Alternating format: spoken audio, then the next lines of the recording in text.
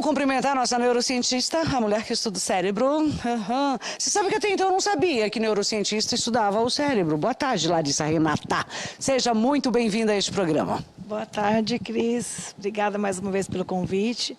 Pois é, o termo neurociência é muito novo. É verdade, é Tem novo. 12 anos que se usa. Antes a gente era um estudante de cérebro, de sistema nervoso, era neuroanatomia que falava, neurofisiologia.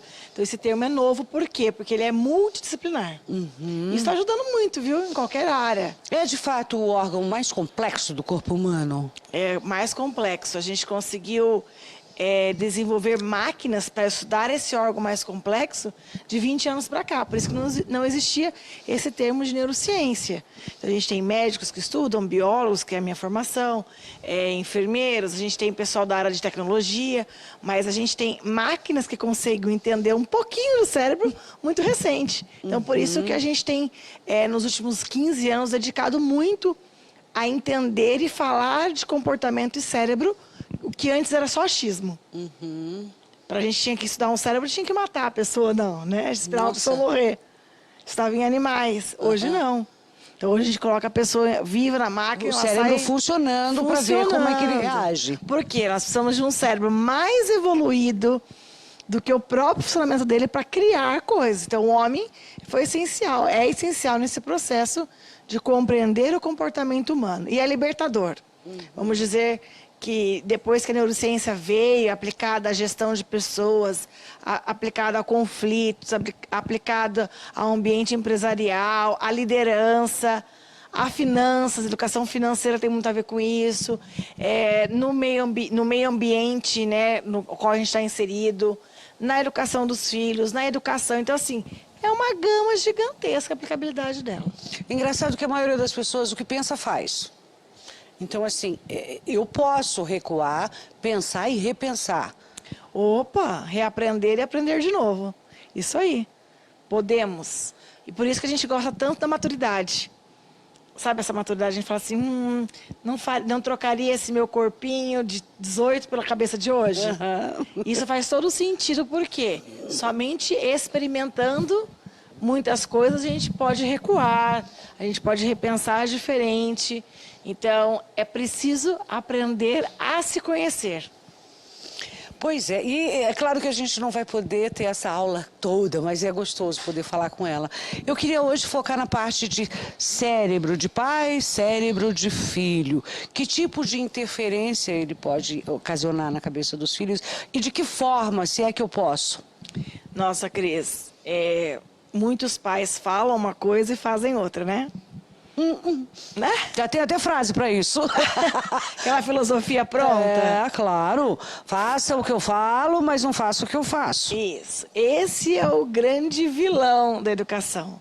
Porque, na verdade, existem áreas cerebrais onde há neurônios chamados de neurônios espelhos. E esses neurônios espelhos são os neurônios que imitam o comportamento de quem está ao nosso redor. Então, nós imitamos o comportamento das pessoas que estão na nossa convivência. Ai, ai, ai, cuidado com as suas amizades. Então, os filhos, Sério? eles estão replicando o comportamento dos pais. Replicando a ação dos que estão ao seu redor. Pai, vó, aqueles que criam mesmo. Então, aqueles que ficam a maior parte do tempo com essas crianças, e esse cérebro de criança é um cérebro até os 21, 22 anos... Até 22 anos é cérebro de criança ainda? Informação, imaturo. Olha isso! Por isso, Cris, que quem decide pelos menores de idade somos nós. Os pais. Por isso que somos nós que damos essa limitação. Não vai. Ah, mas é tão bom, meu amigo. Não, seu amigo não é bom. O pai já sente. Não quero a companhia dele. Não me agrada o ambiente que você vai. E como é difícil isso, né, Cris? Muito. Você cria brigas intermináveis, assim, quando você questiona... Ou diz esse não quero porque não é uma companhia boa. Mas olha como é importante o não, né? Eu estou dando para esse cérebro uma condição de conforto pela minha maturidade de mãe ou de pai. Filho não entende que é isso conforto. Eles não têm eles não experimentaram isso tudo ainda. E eles estão no dever de querer. É o dever deles querer, é o dever deles embater contra os argumentos de pai, então ele é crítico, adolescente, né, jovem, mas o nosso dever de cérebros que estamos formando novos cérebros é dar essa condição madura de limite, de ponderamento, de exemplo de ação. Então não adianta eu falar que eu sou uma pessoa leal com os meus amigos se eu viro as costas e na frente do meu filho ele me vê falando mal dos meus amigos. É como que eu quero. Isso é tão comum, né? Verdade, Recebeu, verdade. olha isso, Cris. Recebeu um grupo de amigos em casa, fez um jantar, né? Sai e fica conversando com a esposa, com a irmã, contando e falando mal de quem acabou de sair de casa. Ô, pera lá. Você está dizendo para o seu filho, não precisa ser sincero com os outros. Porque a criança e o jovem são pequenos circuitos neurais que vão fazendo o cérebro dele se formar. E esses pequenos circuitos, não é quando você para na frente dele e fica naquele discurso chato. De sermão, né? É o seu comportamento. É pequenas dia a dia. pinceladas. Então, quando você é leal, eu dei o exemplo da lealdade, pode ser qualquer outro exemplo, mas em que você demonstra pelas ações quem você é como essência, os seus filhos replicam aquilo. Então, eu sempre digo que quer conhecer bem uma criança, converse 5 minutos com os pais. Nossa, gente. Ela é um reflexo. Pesado, não é? Muito. É uma carga. Sim, por isso que eu gosto... Ter filho é sério, gente, então. Eu muito até sério. mandei uma imagem que eu gostaria da gente falar um pouquinho sobre ela, se conseguirem colocar pra gente, que é uma imagem falando sobre isso. Realmente, que eu vou formar filhos baseado no que eu dou de exemplo. Ai, tá aí, ó. Isso. É o exemplo, é a ação. Então, é a conta-gota, sabe? Para cérebro funciona muito isso. Todo dia um pouquinho. Isso serve para alimentação, isso serve para uma rotina de organização com o ambiente, isso serve para as amizades, isso serve para a maneira como ele respeita o outro, o próximo, mais velho, quem for. Isso vale para a importância que ele dá às situações da vida. Exatamente, porque tem uma parte no cérebro que funciona como espelho, é isso mesmo? Porque isso é comprovado pela ciência. Isso. Existem algumas regiões do cérebro, uma região mais lateral, uma região mais anterior, que existe uma grande concentração desses neurônios, descoberto recentemente, coisa de alguns anos para cá, chamados de neurônios espelhos, em que esses neurônios espelhos, eles copiam o comportamento de quem está ao nosso redor.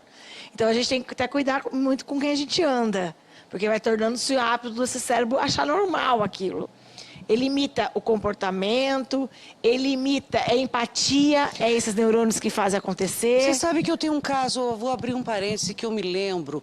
Eu tive um amigo que ele se casou, teve uma filha, né? Mas ele resolveu se separar. E por quê? Porque ele queria assumir a condição homossexual dele, né? Passado muito tempo, encontrei a filha que tinha se assumido também como lésbica, homossexual. Passado mais um tempo ainda, eu encontrei essa mesma menina, filha desse pai, que era homossexual. Ela já não queria mais a condição de homossexualidade dela. Falou que ela se enganou, que não era aquilo que ela queria. Eu falei, puxa, será? Eu até pensei na minha cabeça, será que ela quis copiar o pai dela, como se fosse um exemplo? Ela seguiu e não era aquilo? Em relação à sexualidade, existem vários estudos, não dizendo que é só o neurônio espelho, mas que o ambiente favorece a você buscar, a você... Imitar mesmo, né? Pintar. Aham. É uma cópia. Então, assim, a gente não pode dizer que a sexualidade é 100% isso, não. A gente não pode dizer. Não, imagina. Mas que o meio sofre uma influência. A gente sabe da neurociência hoje que 70% do que a gente faz é experiências que nos levaram a ter esse cérebro e só 30% é genética. Nossa, então dá pra gente fazer muita coisa, hein? Aprender muita coisa. Tudo bem que você tem uma impressão, vamos dizer, digital, de cérebro, né? Mas é só 30%. Mas é 30, é pouco. Isso. Então, tudo que a gente está tendo no ambiente, assim, experimentar para o cérebro, é fazer acontecer. Então, assim, os pais que dedicam um tempo de qualidade, é tempo de qualidade, é a qualidade muito mais importante do que o tempo relógio, é o brincar, criança sendo criança, criança que brinca, criança que não faz conversa de adulto, que não participa de conversa de adulto, criança que está tomando decisões de crianças e não participando de decisões de adultos. Então, assim, a gente também tem hoje uma inversão de idade, onde os pais tratam crianças com adultos e adultos mirins que não têm cérebro para isso. E aí vem o transtorno. Eu queria até entrar nisso daí já. Antes, eu queria que você falasse dessa imagem. Os neurônios espelhos praticam uma simulação virtual, olha que sério isso, da realidade. Pois o nosso cérebro adota a perspectiva de uma outra pessoa e pode, inclusive, aprender apenas por meio da observação. Exatamente. Olha isso. Então, eu quero dizer que o que eu estou assistindo de conteúdo na televisão, o que eu estou assistindo de influências nos tablets, onde eu tenho ficado, que ambiente é esse que eu estou inserido, o adulto que conversa de adulto perto de criança. Que o Essa parte eu não gosto. Eu também nunca gostei, não pode. E por que não? Porque o meu cérebro não é maduro. Uma coisa é eu ouvir algo com um cérebro maduro de 30 anos, de 25 anos. Outra coisa é uma criança de 7 anos ter um discernimento que ele ainda não tem condição biológica para isso. Então, assim, quando os pais entram numa discussão, às vezes até financeira, Cris, como tem acontecido financeiramente, conversas com crianças de 8 anos, calma lá, não é esse tom que você falar para ele. Uma pegada muito mais sutil. Eu tenho mais preocupação quando existe separação e geralmente as mães ficam com os filhos e de repente acaba soltando e virando hábito falar mal do pai ou as barbaridades na frente da criança. É isso mesmo, é qualquer assunto. Assunto de criança é para criança. E outra coisa importante, para esse cérebro que está aí vivenciando o dia a dia, tudo do ambiente em que ela está, mesmo que ela não esteja diretamente, mas esteja em pensamento, vai fazer a diferença. Que é o imaginário da criança. Então, como é importante a criança brincar com o seu imaginário, ficar naquele brinquedinho e ela vai fantasiando. Como é importante a gente contar as historinhas em quadrinho. Como é importante ela criar situações para que esses neurônios vão moldando esse cérebro para uma vida adulta melhor. Que a gente chama que é uma vida adulta de mais sucesso. Quando eu inverto a idade biológica, quando eu inverto a posição cerebral de uma criança para adulto e de um adulto para criança, eu começo a ter manifestações fora do comum, da normalidade, que são as doenças que acometem isso. Então, a gente tem bastante criança sofrendo de ansiedade, sofrendo de insônia, crianças com toque. Por quê? Porque muitas vezes, muitos transtornos pode causar. Os pais não estão tratando essa criança como criança. Criança é tão simples, gente. Criança precisa de regras, horário para comer, alimentação saudável, brincadeiras, amigos e tempo. Olho no olho, criança sentar à mesa para fazer uma refeição. Olho no olho, não é para cada um num canto, não. É para eu ter esse tempo de qualidade. E, infelizmente, isso é uma coisa que as gerações de pai e mãe, como é a minha geração, perdeu bastante esse time. A gente trouxe exatamente hoje nesse assunto, Larissa, para você dar uma refletida aí, condensar os seus pensamentos, fazer uma autoanálise de como você está lidando com esse teu filho, com a tua filha, né? Porque, gente, não é para... a gente não tem manual. Eu eduquei a Raíza de um jeito na primeira gestação, a minha idade, né? A minha maturidade emocional era uma, minha condição financeira era uma. Com o Johan eu fui mãe diferente. Com a Rebeca, uma outra mãe mais diferente ainda. Então, assim, a gente não sabe ao certo o que é certo. A gente vai muito às cegas para educar filho. Mas tem coisas que dá, no caso, essa perspectiva hoje de como você lidar com o seu filho que a Larissa trouxe é muito importante. E assim, é gostoso quando a gente conversa das nossas dores de ser mãe com outras pessoas, a gente está aberto para isso. E aí, Cris, o que a gente precisa entender do cérebro da criança, e nós como filho, pais, sendo o reflexo direto, é o espelho mesmo. Imaginar eu na frente do espelho e a criança me copiando. Quantas vezes a gente vê o filhinho da gente, ela fala, olha lá, eu falo assim, às vezes, olha a Laricinha ali no comportamento.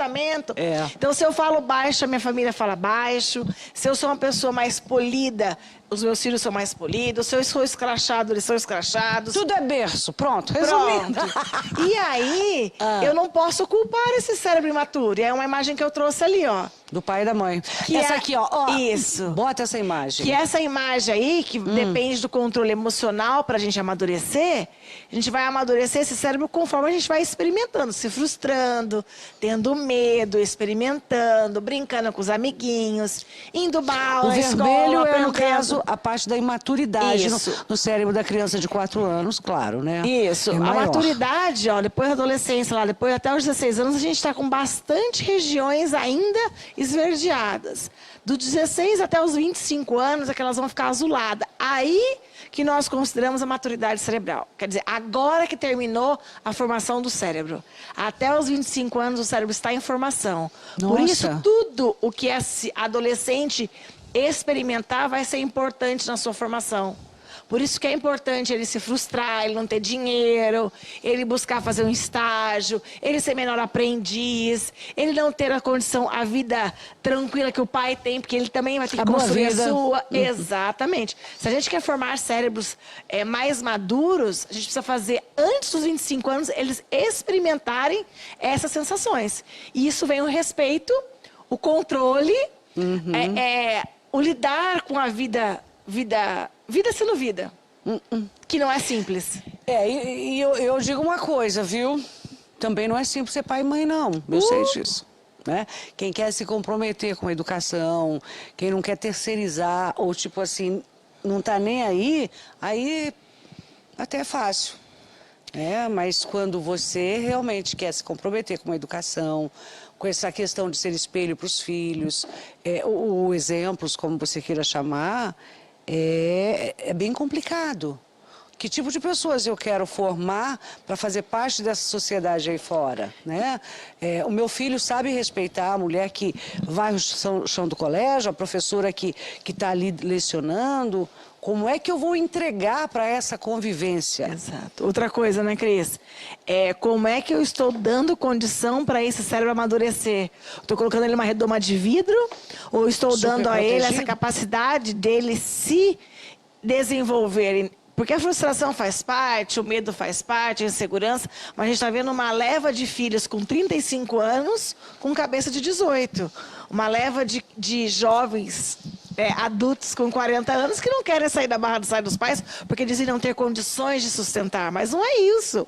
É uma questão emocional. Faltou essa maturidade que nós, pais, temos que dar esse combustível diário, que é, eu confio em você, eu te dei condições para isso, estamos juntos, mas faça a sua parte. É isso que é o nosso papel de pai e mãe.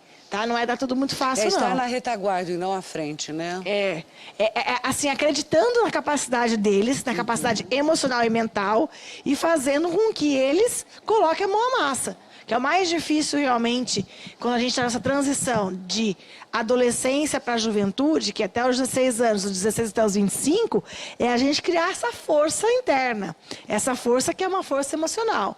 Então, o que a gente quer para o futuro dos nossos filhos, que serão mais tempo adultos do que jovens, é esse cérebro azulzinho aí, ó, maduro. Nossa, mãe do céu. E tem gente que não amadurece, hein? Aí tem que amadurecer a força. Dá pra botar... A minha avó botava umas coisas em cima do cacho de banana pra ver se amadurecia. O ser humano tem jeito? Tem nada, né, Cris? Não. É só ele querer, depois que passa essa idade, que a gente fala que é um período de janela de Eu acho que tem oportunidade. que sofrer daí. Não amadureceu? Aí, Colhe o que planta lá. Você não plantou a vagabundagem? Né? Vai lá. E olha, tem muitos pais que estão colhendo essa questão mesmo com os filhos, né?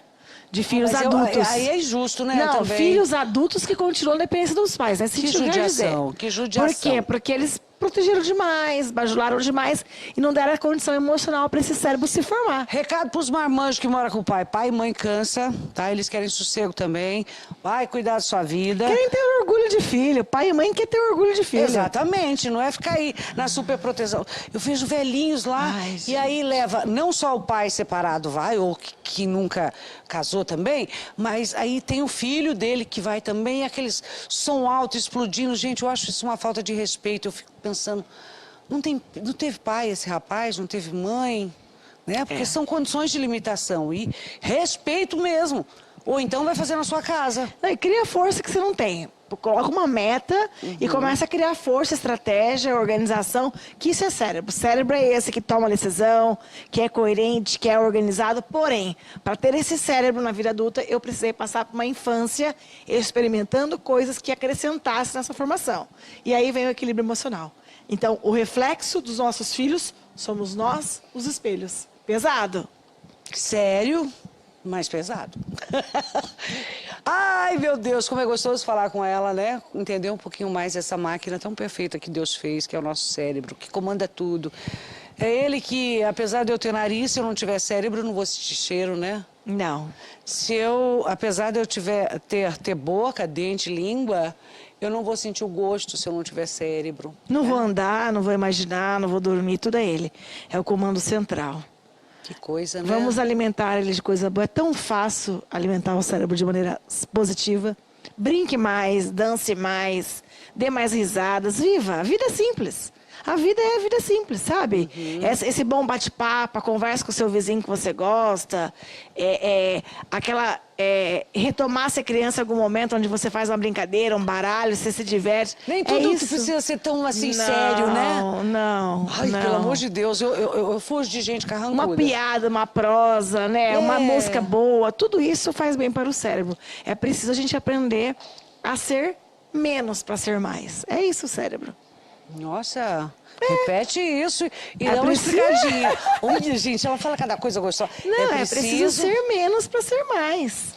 É menos frescura, menos coisas menos e regras. mais intensamente, né? É a simplicidade mesmo que faz o cérebro acontecer. Tire um tempo para você e um tempo para os seus filhos. Esse tempo é precioso. Eu acho que a coisa mais importante que a gente tem hoje é tempo. O cérebro, ele faz apesar de... ele faz uma leitura... Eu vou explicar o que eu estou querendo dizer.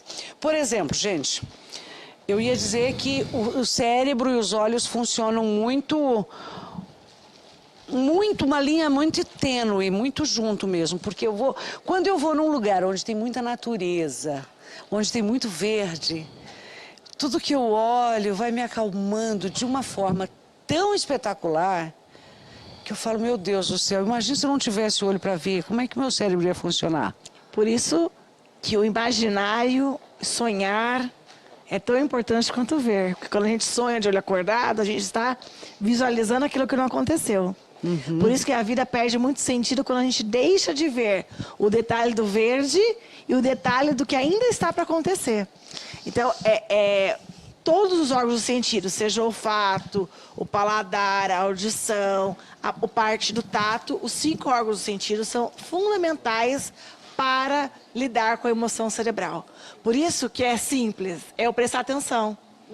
Na conversa com um amigo, no cheiro de um feijãozinho saindo do fogo agora, num perfume de alguém que me remeteu uma lembrança. Por isso que eu falo que é muito simples. E as pessoas, na loucura do dia a dia, estão perdendo essa essência simples. Ai. Que você é a natureza, que você gosta tanto, também gosto muito. E ver, né, coisas acontecendo, ver pequenas ações de pessoas que já tem uma experiência de vida, que é um idoso, por exemplo, você vê os movimentos, os causos para contar. Eu sempre gosto de ouvir os causos da minha avó. Então, gostoso. Ser observador, mesmo nos pequenos detalhes, não só nos grandes, né? Isso mesmo, Acho que ela deu uma liçãozinha hoje muito legal pra gente, pra vocês em casa poderem refletir um pouquinho. É sempre bom te receber, Larissa. Renata. Obrigada, Cris, mais uma vez. Que prazer gostoso, né? Falar com ela, aprender cada dia mais.